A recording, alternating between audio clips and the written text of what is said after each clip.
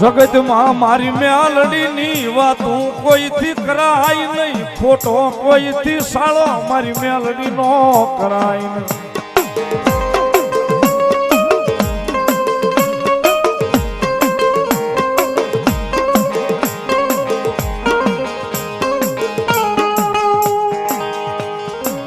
મારી મેલડીનું હકનું કોઈથી અડાય નહીં, અડાય નહીં.